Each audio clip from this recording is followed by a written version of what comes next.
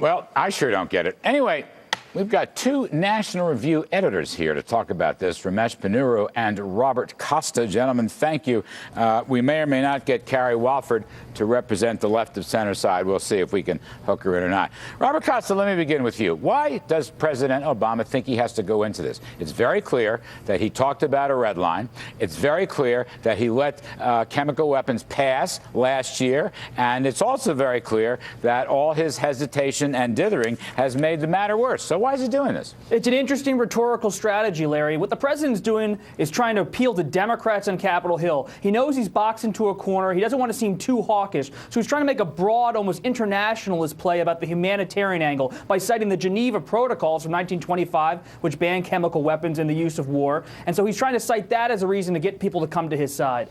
Yeah, but Ramesh, whether you're for this war or against this war, don't you have to tell the truth if you're president? I mean, I'm going to use the word credibility. I'm going to use it in several contexts this evening.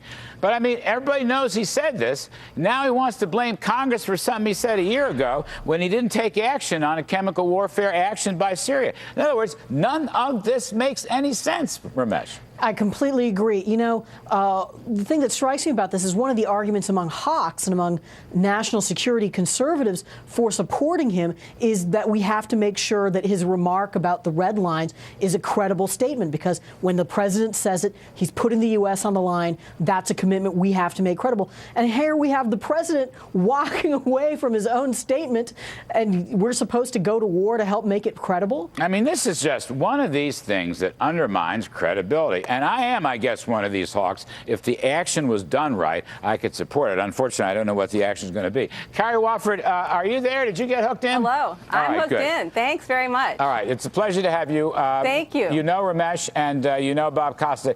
Give me your reaction. Yes. Why, you're a supporter of President Obama. Why do you suppose he's going through these mental gymnastics which are doing him no good politically or in terms of national security? Why does he have to say this?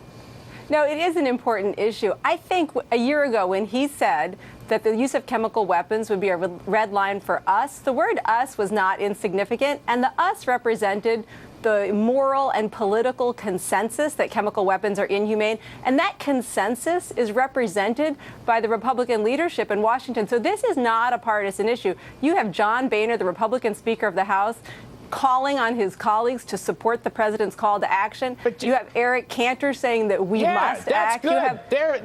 They're for it. Okay, I'm prepared to be for it. I think Ramesh is not for it. I don't know what Robert Costa's position is. If I thought it was going to do some good and we're going to wipe out the entire Syrian Air Force and all the other movable parts to stop the chemical weapons, I'll be for it. I don't know if we are or not. But what are you going off on Boehner and Cantor for? Robert Costa, Boehner and Cantor came out in favor of this. Now, I don't know if they know what it is they came out in favor. As did John McCain and Lindsey Graham. They all came out for it. But you're not answering the question, Carrie. The question is, why does Obama have to get up in front of the full world view in Stockholm and lie about his commitment for a red line to stop chemical weapons warfare? It's a flat, it's not even cognitive dissonance. It's a lie. It's not a lie. He said a red line for us, and he was representing the country, including Congress. And that's one reason that he has drawn Congress into this decision, is he wants everybody to come together and say there are times when we stop the partisanship. There are times when the partisanship ends and we stand up for what's important. That may be true, but it has nothing to do with the red line. Robert Costa, I want to get you back in here. What do you make of this? Look, I think the president is actually pretty nervous right now because he's looking at the whip count, not only on the Republican side in the House, where it's very tenuous, but on the Democratic side in the Senate. And he needs those Senate Democrats on his side, and he needs to count on Boehner and Cantor to get Republicans to support this, regardless of what he's saying about the red line. So what the president's doing today is going out there and making a case, a broad case, for anyone who will listen in Congress to try to get them to vote aye.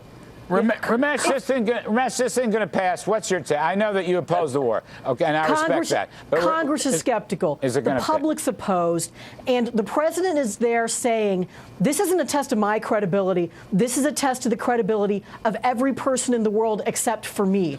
I think you all are politicizing it, and it's not political. I don't see how that kind of rhetoric is going to persuade people who have genuine questions, not political questions, but questions about the merits merits of this enterprise. And people are agree. digging into the merits, but it's not partisan. I got leaped there. All I'm saying is he made a huge mistake on this red line stuff. Carrie Wofford, thank you. Ramesh Ponnuru, Thank you. Robert Costa, appreciate it. That's it for tonight's show. I'm Kudlow. I just want a little honesty and credibility, and then I'll support this action myself.